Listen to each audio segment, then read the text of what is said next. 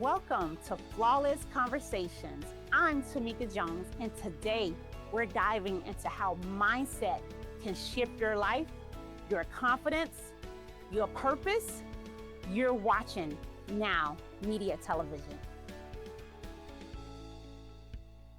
Welcome to Flawless Conversations, the space where we hold honest, healing, and empowering conversations designed to help women reconnect with their inner truth, their confidence, and their worth. I'm your host, Tomeka Jones, and today's conversation is for every woman who has ever felt shame, fear, or hesitation around money decisions. Our guest today is Domenick D'Amdrea, a retirement focused financial professional who believes that retirement and financial planning as a whole is not an ending, but a powerful new beginning. Domenick is known for his compassionate, clarity driven approach to helping individuals redefine what financial security really means, especially for women who want peace, confidence, and freedom around their money choices. Today, we're talking about something so many women carry quietly: the fear of making money mistakes. That fear can keep us stuck, silent, or second guessing ourselves. This conversation is about releasing that fear, rebuilding trust, and learning how financial education can feel supportive instead of overwhelming. Domenick, I'm so grateful to have you here to create a space for this important conversation. Thank you for having me, Tomika. The challenge many women face is deep rooted fear around money: fear of making the wrong choices, fear shaped by past mistakes, or the programming around the word lack. Over time, that fear turns into shame, avoidance, and self doubt. Domenick, why do so many women carry fear instead of confidence when it comes to making financial decisions? That's a great question, Tomika. The problem is what I've seen over and over again over the years, and it's starting to change, but most women weren't given permission to practice money. Mm. And with that, confidence comes from repetition, not perfection. And so if you're not looking at this, that you have to make the perfect decision every time you do something, you're going to get better and better at it. And because they were taught subtly that financial mistakes is dangerous or irresponsible, they're afraid to be curious about their decisions, and in turn, they might not even decide to make a decision. I totally agree. And then, especially if you were brought up in the household where only certain people made those decisions, those financial decisions, right? And then you grow up, you become an adult, and you rely on other people to make those decisions, or you don't make the financial decisions um, based on fear or just self doubt, right? So Yeah, I totally agree with that. exactly. What is one gentle, realistic step a woman can take to begin rebuilding trust with herself around money? That's a great question. You need to start small. Uh, do it on purpose. Sometimes just review an account, ask questions without apologizing, and or setting tiny savings goals. Trust isn't rebuilt through big moves, it's rebuilt through evidence. Each small decision that doesn't end in disaster rewires the nervous system a little bit and starts to give confidence. It also benefits by working with somebody that understands how to help you build those, build confidence, and understand that each member of a family unit is very important in the financial planning strategy, unlike previous generations where predominantly the man was the financial decision maker. And you are so right, Dominic. Mindset is so key.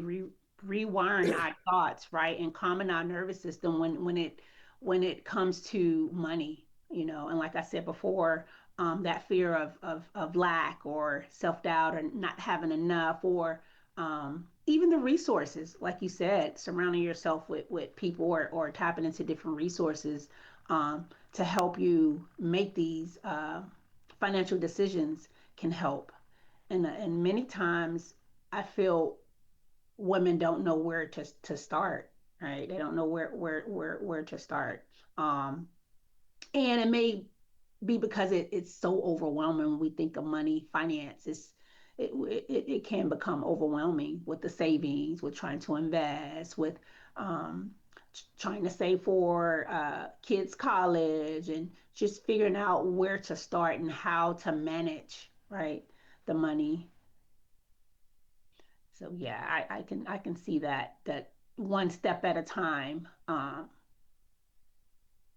taking one step at a time to rebuild that trust around the word the money, right?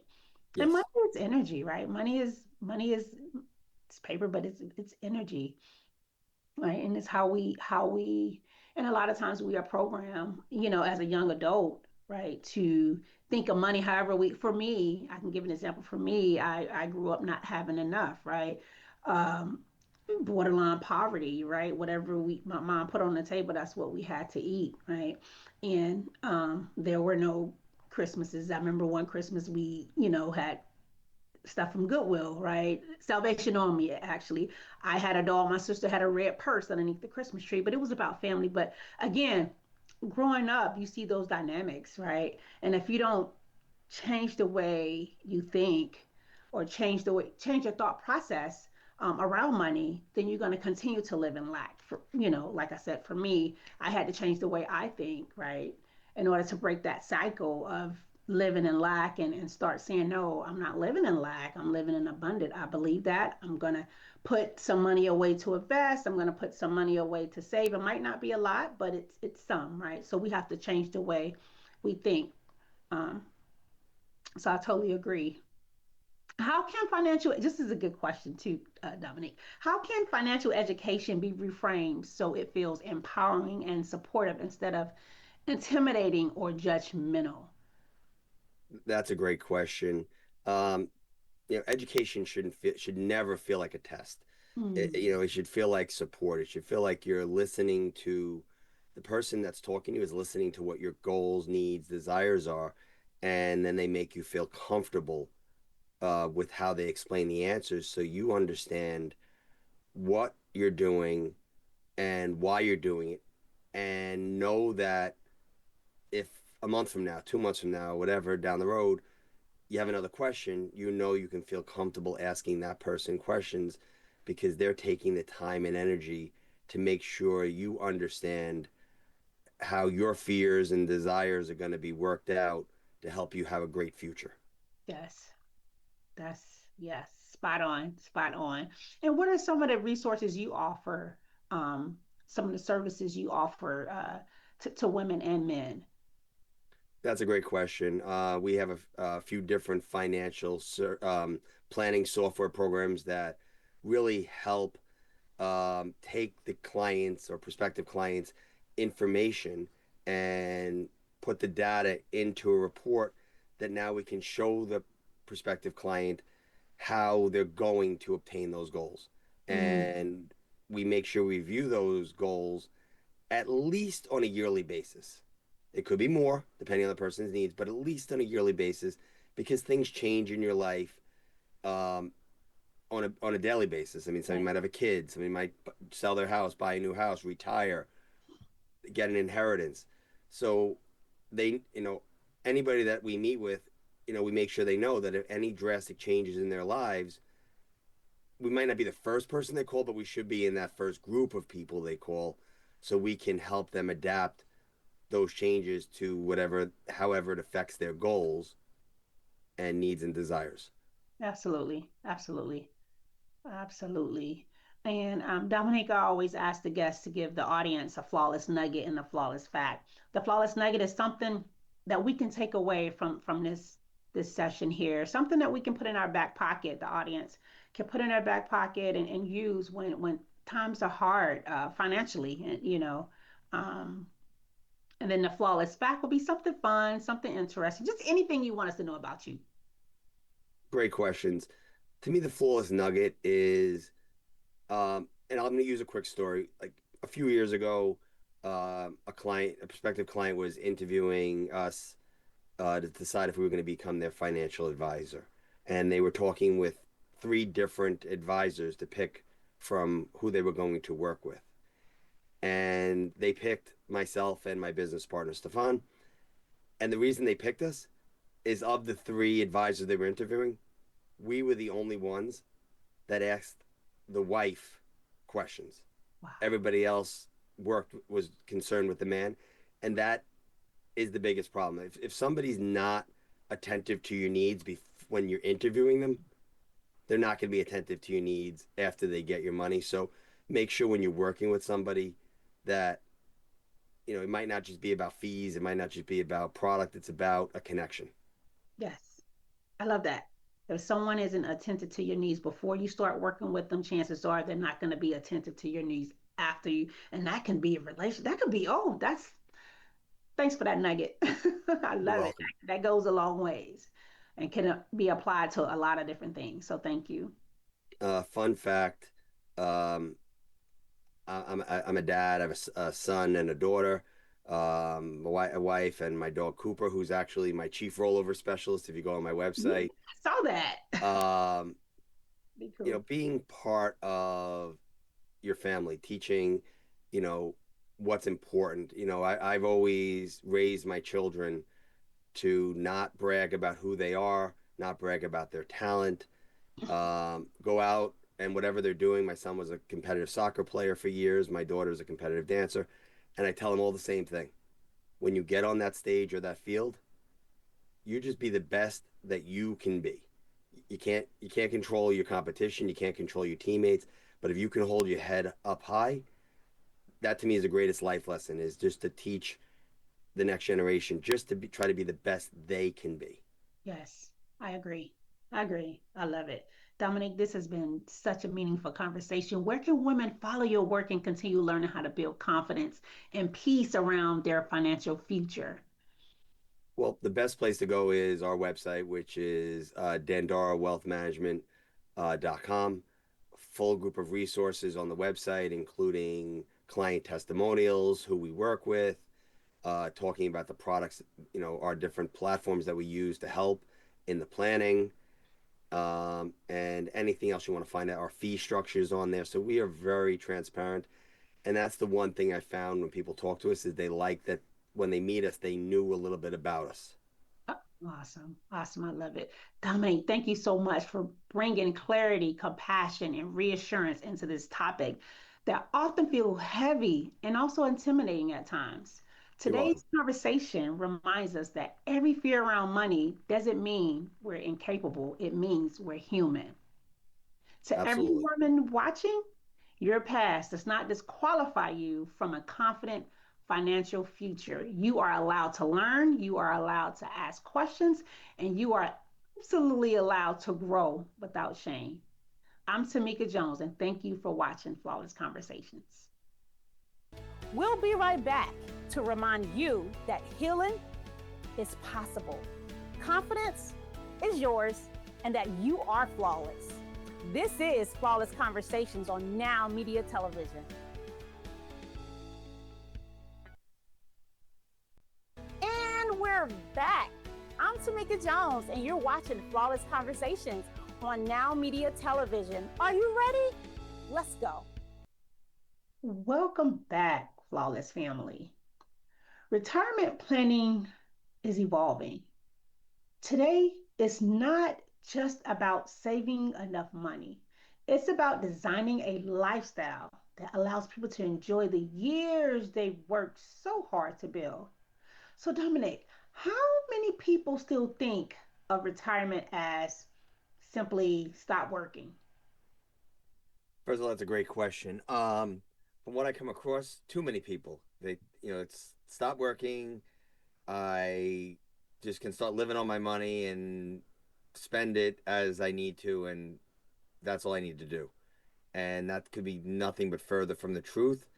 You need to sit down and build a plan to make sure you do not outlive your money and can enjoy retirement as your second act of life. Absolutely, I totally agree. So, how do you help clients reframe it as a new beginning? Well, I definitely make sure that when I sit down with clients and prospective clients that we look at their goals, we look at their income, we look at their needs, and we make sure that they understand that it's not just let me just liquidate money as I need it, and not worry about anything. Because if we get one bad correction in the market in your retirement and you're living without a plan, you're definitely going to put yourself in danger of outliving your assets. Yeah, and having those investments is so key, Dominic. I've learned, and I spent 23 years in the military and retired, right? And definitely retirement is not how I thought my retirement will be, right? I'm needing additional income, right? So you definitely have to plan, like you said, because retirement is something totally different. It looks different now. So, what are some of the biggest emotional and psychological shifts people experience as they approach this life stage? Just as I just talked about, right? Like, yeah, it's a shocker. That's a great question. What I've seen the most of is, people want to retire, they know they need to retire, but they're afraid of change. Mm. Like, well, I saved into my 401k at work and it's worked great for me. And yes, it did, and it's a great vehicle, to save for your future. But more times than not, you have limited choices, limited options, and again, if you're just doing it as a systematic withdrawal mindset, you're putting yourself in danger of running out of money. So by sitting down with a financial professional and building a plan that's adaptable, reviewable, and changeable based on what's going on in different circumstances, you're putting yourself in a better situation to, when your time comes, to hopefully pass away with at least $1 left in the account. Obviously, we want more, but we want to make sure you don't run out of money while you're alive. Absolutely. Absolutely. So, from your experience, what is the most common mistake individuals make when preparing for retirement? They don't really think about what they need to do in retirement. People think, oh, I can retire at 62, take Social Security, start taking my money and live on it. And that, again, is going to work for some people, but not the majority. So making sure that you're sitting down with a financial professional to build a plan, again, that's repeatable, that you will end up seeing how it's going to work for you, is going to be better than just trying to hope it's going to work. Right. I agree. And even like you said, I think we was talking last time, the first segment, we was talking about even knowing the difference between, these investments for your children, right? The UGMA versus the 529. There's a difference, right? So Yes. I've had to go get educated on that piece. Um, and it's so important just talking to a financial person, guru, advisor, just to get their expertise and their wisdom, right, before go off making decisions. Because some of those decisions are costly decisions and could really hurt you financially. Correct? Absolutely. You make the wrong decision with the wrong vehicle, you could lock yourself into something that's not changeable, that might not be the right vehicle, might not be the right way to take it out. So it's really important to review everything. Like I said with Social Security, everybody thinks, oh, I'm 62, I'm retired, let me start taking Social Security. Well, you could be leaving tens and tens of thousands of dollars on the table if you start it and live a long life. So it's really important to build a plan and build a strategy and look at what's going to work for you. Dominic, how important is it to align financial planning with personal goals, lifestyle dreams, and also family priorities? That's a great question. It's extremely important. Um, what do you want to do in retirement? Like right now, I'm not thinking of grandkids today because my kids are 18 and 14, but I'm eventually going to have grandkids. I want to be able to travel with them. I've taken my kids to Disney a couple times. My goal eventually is to take grandkids to Disney or some kind of vacations. So it's not just important for me to plan for me and my wife, but plan for the things I want to be able to do with my children and future grandchildren. and build that into a plan that I have for myself, but also find when I'm sitting down with a prospective client or clients is make sure what they want. You know, what are their goals? Because if you don't ask those questions, they might not think of that in their plan, and then 5 years from now, 10 years from now, they come and say, you know, I want to take my family on vacation, and if we didn't budget for it, now they could be destroying what they planned for because they didn't tell me that that was an important concern. So I will always ask, how do they want to live in retirement? What are their goals? Is travel important? Is buying a vacation home important? Because if you don't know that and you plan for just $5,000 a month in income and they're going to be good, and now they come back to me and say, well, I need $20,000 to take a big family trip, and we didn't allocate for it. Well, now we got to take it from somewhere. And if we're taking it from the place that's generating the income, well, now they're going to have less money to live on because they didn't tell me. So that's why it's very important that when someone's retiring is that we sit down and really look at the whole big picture of what is needed. Absolutely. I agree. So, what advice would you give someone in their 40s, 50s ish who wants to start preparing now for a fulfilling life? Great question. I would not look at the 401k, 403b, or any retirement accounts as the end all be all. And we'll sit down with a client, we'll start building them the plan so they know, okay, this is how we're going to allocate the money when we get to 59 and a half, 60, 65, 67, whatever it might be.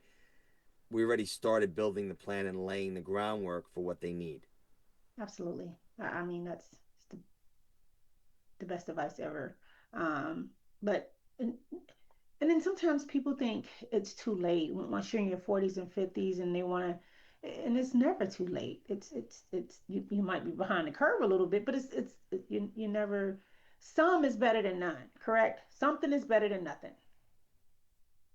Right? Absolutely 100%. Yes, if somebody hadn't started saving in their 40s and 50s, obviously, I'm not going to be able to give them the same retirement and be able to give somebody that started saving in their 20s. But if you think you can't do and you can't save and you're not going to have enough money and you don't start, well, like you said, you're never going to have any money.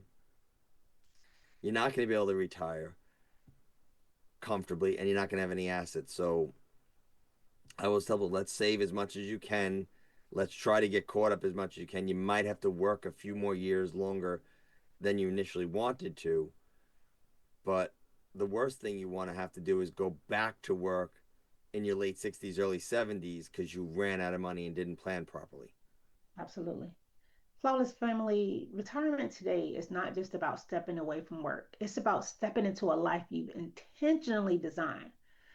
When we return, we'll explore the strategies that help individuals protect their wealth and create lasting financial confidence. More to come on Flawless Conversations.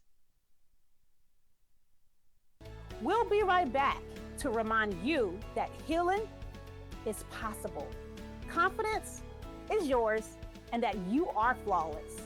This is Flawless Conversations on Now Media Television.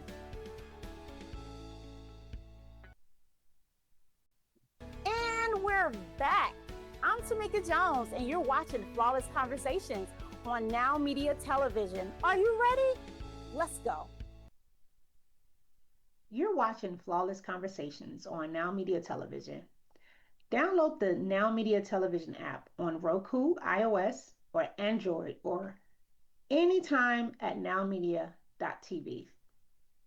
Welcome back to Flawless Conversations. Financial confidence comes from having a strategy that adapts to life changes, market fluctuation. Life events happen and goals evolve, which means financial planning must be both flexible and you must have discipline. A strong financial plan does not only it's not only about investments. It involves risk management, long-term strategies, and making informed decisions that protect what your people, your family have built. Dominique, how do you help clients balance that growth, the growth opportunities, and also help them protect their assets? That's a great question.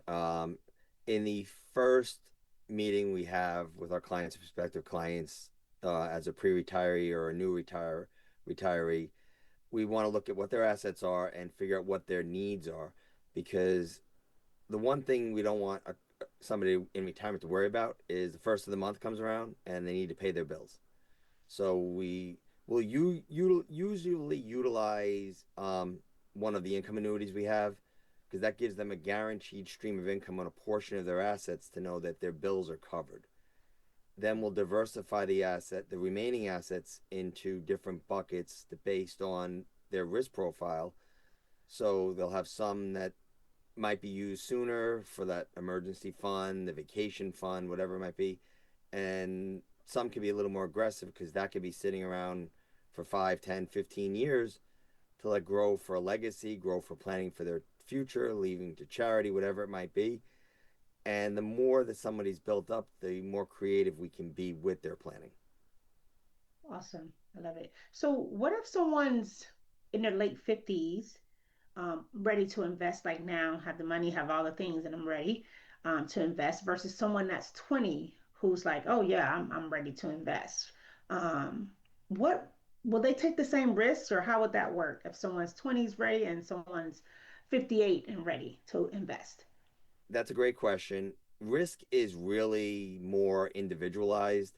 We have a risk questionnaire that we do with every client and prospective client, that we want to make sure that they understand how risk is related to them. And the questionnaire really helps them understand that. I have clients in their 20s and 30s that are way more conservative than I might nudge them to be, but I want them to be comfortable.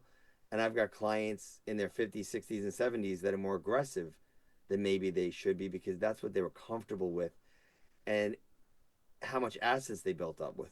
If I've got a client that built up a few $1 million for retirement, I can definitely play with some of it and let it grow and continue to build a legacy. If I've got someone that we built up a couple 100,000 and they're really going to be living paycheck to paycheck, I'm going to have to probably be a little more conservative in their strategy, or not, guide them in that direction. So it really depends on the individual and how much they were able to build up in savings.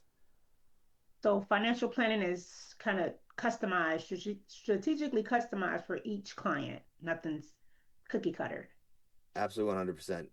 I would not I would not recommend working with a financial advisor that they show you something that's the same plan they show for every individual, because again, each person's in a different situation, whether they're married, whether they have kids, whether they have charities they want to leave money to. So there is no way that I could say, okay, this is the plan that I showed Tomeka, and now I'm going to show it to Steve. Tomeka's plan is definitely going to be different than the plan I showed to Steve in some way, shape, or form. Awesome. Dominic, how many people worry about, well, many people actually worry about outliving their savings, right? Living longer than what they plan on saving. How do you address that concern in your the planning process?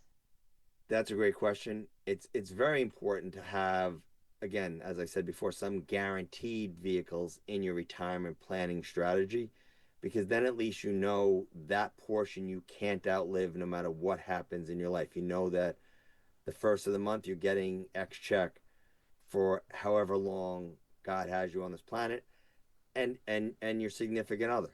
With a proper planning, I'm making sure that the whichever spouse outlives the other one, they still know where they are financially, they still know what their means are, and they have the assets to live on. Awesome. And you know what? You know what I hear a lot too. I just don't have the money to invest or to save. How true is that? Like, just, I mean, I know we're all at different levels financially, right? But when you hear people say, Dominique, I just don't have the money to invest or to save, let's just say save, baby steps, right? To save right now. What do you say to that person who says that? Well, first of all, that's a great question. Second of all, I'm going to do a deeper dive into where they're coming from, because there are people that aren't making enough money and are paycheck to paycheck, and no matter, and they're living on a very tight budget. So for those people, I feel bad, but there are people out there that we can't help even no matter how much we want to. But then there's people out there that are shoppers, they're spenders. They're driving the $1,200 a month Mercedes and they can't save. For those people, I'm going to sit down and say, you know what? The next time your car's up, you really need to save for retirement because yes, a car is nice to have. It's a pretty car, but if we could lower you to a $600 payment or a $400 payment instead of the $1,200 payment, now we have $600 to $800 a month that you're used to spending. That now that could help you catch up for retirement, and if we can plan properly in retirement, maybe you can get that expensive car or that expensive luxury item. But to not be able to save to overly enjoy life today, you're never going to be able to retire comfortably. Mm, I totally agree. I agree. How can individuals remain confident about their financial future even when we know like the market is up and down, very unpredictable? That's a great question. Yes, the market's going to be up and down. Right now, we're in some turmoil in the market. I believe in the near future, once the stuff that's going on in the Middle East is over, it'll fix itself and we'll be back. But it's again building a plan. When we build a plan, we have a financial software planning that software that we use, and it's reviewable at a minimum on a yearly basis. So you're going to know where you stand on a regular basis. Any of the plans we design for clients, you can actually look at. The client can go in and sign and look at it whenever they want, uh, and they'll know that they're in the best possible situation long term. Because especially that person in the 20s and 30s, the market shouldn't be as big of a concern for them because they've got time to absorb a downturn. The clients that are getting close to retirement or in retirement, if they had proper planning, they shouldn't be as concerned. But again, it's making sure that they understand risk, understand where they should be, and not just moving money around because they're scared. Hmm. And a lot of times people do that. I've heard of um, people managing their own assets and they go in when something happens, like now, we're in this this stuff we have going on in the Middle East, and immediately they'll draw their money out or they'll move it around, right? Because they don't have someone to help them, a expert, a SME to help them um, make those calls for them. They're just doing it based on what they see, right? And that could be very scary. Yeah, I Cause mean, how many times I'll sit down with somebody, oh yeah, my friend in the next cubicle told me this is how they invest and this is what makes sense for me. It doesn't. Um, I wouldn't work with a financial advisor that puts their fist down and says, absolutely not, no, you can't do that. I'd work with a financial advisor that will explain to you why it doesn't make sense for you and educate you because the an educated client understands what makes sense for their situation and they're less likely to make decisions that are going to hurt them in the long term. absolutely, it's getting behind the whys. Why does Yeah, that? Yeah. perfect. So, what are some practical steps viewers can take today to strengthen their financial foundation? Give us some practical steps, Dominic. Well, first and foremost, do not outlive your means. You know, yes, we can all get credit cards, but you don't want to go buy that expensive pocketbook or watch or whatever it might be if you can't afford to make the payments quickly or at a very low interest rate, because that's hurting how much you can save for your future. And if you want to retire in your 60s, you want to know you have the assets that you could potentially live into your 90s because people are living way longer. 50 years ago, if you died in your 60s, that was the norm. Now it's a tragic passing. If you don't live to your mid 70s and later, you're not living the life expectancy. So you want to make sure that you can put away enough assets that you can live a long life not worrying about what you're going to leave in inheritance potentially, but what that you're going to live on enough that you can pay your bills and not be strapped. And that's very important. That's key because not only um, financial piece, you're striving for that, but also medical, healthy. A lot of times we get older, we start getting these ailments and medical conditions that kind of lead us down another path, right?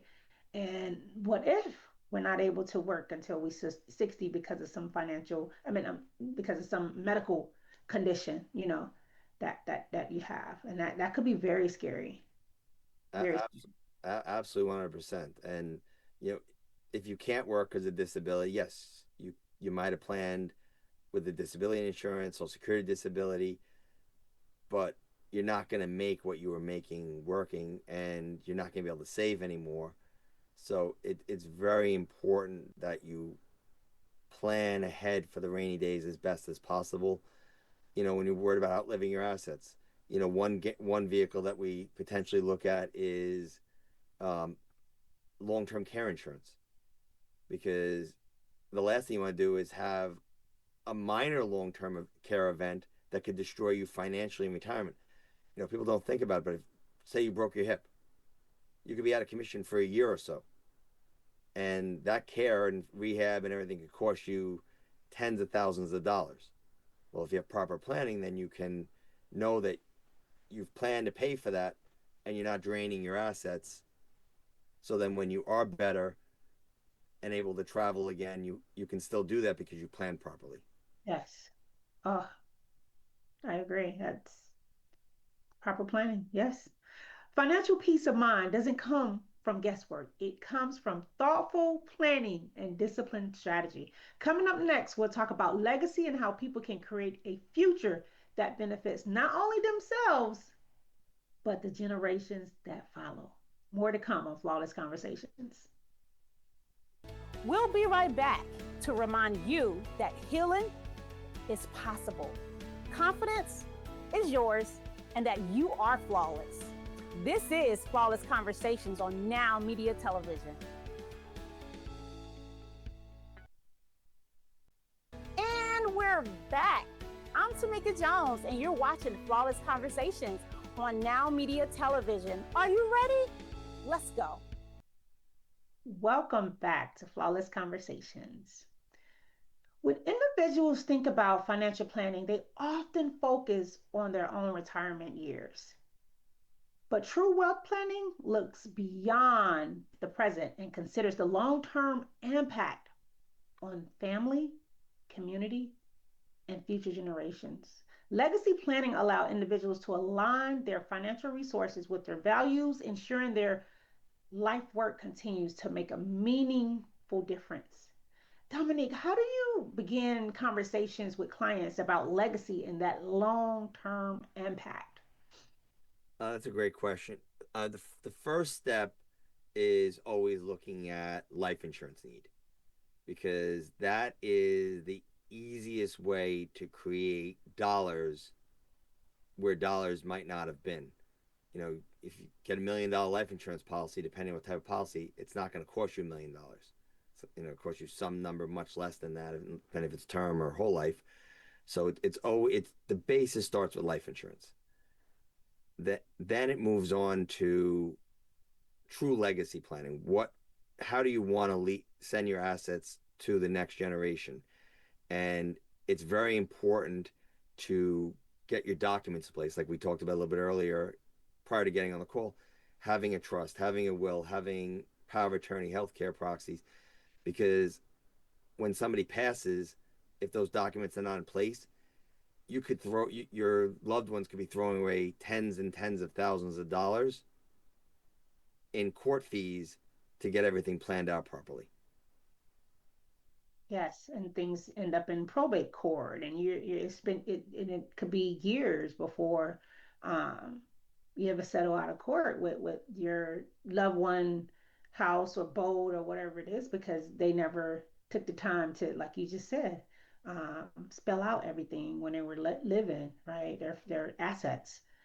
What are some ways families can start preparing for generational wealth transfer. We just got finished talking about this. So, some ways family can start preparing now for that generational wealth transfer. Well, that's a great question. First of all, I mean that's one of those things you start planning when you have a family, because we don't know when our time is going to come. We all know that tragic story where kids lost their parents at a young age.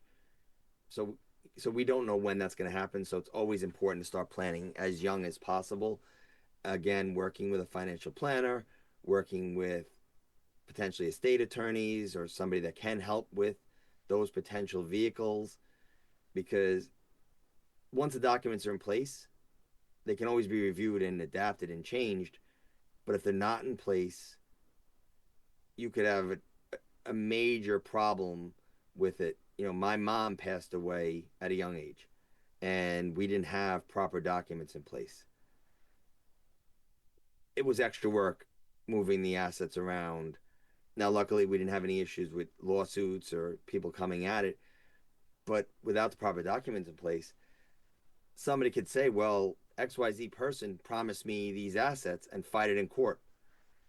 They might never have said that, but now your loved ones might be forced to write a check to somebody that shouldn't be getting anything because you didn't properly plan. You might want proper planning also could be help with taxes, with charitable giving. So if you want to leave money to a specific entity, you could start that while you're alive and get tax deductions and tax write-offs to help your legacy for your family. And again, these are things that working with a financial professional, they can help you with maximizing how your dollars are transferred to the assets, to the entities you want them to go to. Absolutely. And it's so important for your loved ones to be educated on this financial piece. Financial literacy is huge, and I have my daughter. My daughter is 8, and we downloaded the Acorn app, Go Henry, and we're basic. We're starting with that, right? But we have to start somewhere. So, how important is financial education for the next generation when building lasting stability? That's a great question. It's extremely important. Mhm. I look at my generation and my parents and my grandparents. They knew saving. They knew the Great Depression era, but they never taught my parents what to do in the plan.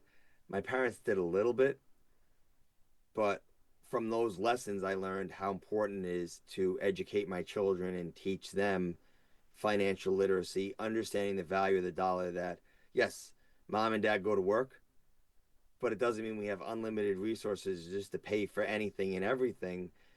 In fact, I think I might have said this on the first segment, but my son, we taught him, I guess, so well financially that he realized that when going to college, he wants a business degree. He's going to SUNY Farmingdale, which in New York State, it's one of the highest rated internship opportunity schools in all the SUNYs, and it's less than 9,000 a year. He's got friends that are going to private schools, getting a business degree, spending 60, 70, $80,000 a year. So in his 4 years, we're going to spend less than some of his friends are spending on 1 year of college. And it's the same degree. It's the same degree. So as long as he presents himself professionally when he interviews, he's got the same chance to get the same job as one of his friends that is going to spend almost 10 times a year what we're spending. So it's very important that you teach your children the value of the dollar. It's not, okay, well, mommy and daddy can just keep spending. Oh yeah, you have access to the credit card, you can keep spending. My children have access to one of my credit cards, but they know to give me a call if they're making a purchase outside of the normal. They need to get lunch after school, or a snack. If they want to buy a shirt in the mall, even though it's not going to cost me a lot of money, they know not to just buy it. You know, Dad, can I buy this sweatshirt? Dad, can I buy this makeup? It's my daughter. Whatever it might be, they know to ask first because Exactly. they know that I got to pay that bill. Right, right. And you starting young, start them young. Like I said, daughter have the Acorn account, and she has chores that she have to do. It's 25 cents. Helping mommy taking the grocery is a dollar and ten. If you so each little thing, each all of her chores add up to money, and she get that. Now, do I pay her for every chore? No, because some like brushing her teeth. No, you're supposed to do that. Making your bed. No, that's something you're supposed to. So it's that balance, but at the same time, I'm teaching her something, and it start like you said, it start when they're very young, to create that legacy that we're trying to build. But in your experience, what values tend to shape the most meaningful legacy plans? Really, it's the family. It's your Yeah. it's your family. How you teach and educate. Like I said, if you don't tell them the dollar is worth a dollar, you Mhm. know, if you don't teach them, sometimes you got to go out and work to make money. A few years ago, my son was going to be doing a winter camp with his soccer team, and they had the opportunity to sell candy. And yeah, it wasn't expensive. It was like $250, $300 for the winter. But it wasn't about me not wanting to spend the money. It was about him learning, okay, sometimes you got to work to pay for it. And he sold enough candy. I walked with him. He was too young to go around the neighborhood by himself. I walked with him, so I got some exercise, which helped me out, you know, on the good side. But he knows he paid for that winter camp with a little extra work. Mhm. Absolutely. And that made him feel good. Yeah, absolutely. So, Dominic, thank you, thank you, thank you so much for sharing your insight today. For viewers who want to connect with you and learn more about your work, where can they find you? The best place is to start at our website, GandaraWealthManagement.com, which you can see the spelling of it behind me. And there's my website now. You can learn about us, learn about what we do. There's client testimonials on there. So it's not just us saying that we're good. We have numerous clients that have written things about us and their experience. Awesome. So you get what is the website one more time? GandaraWealthManagement.com.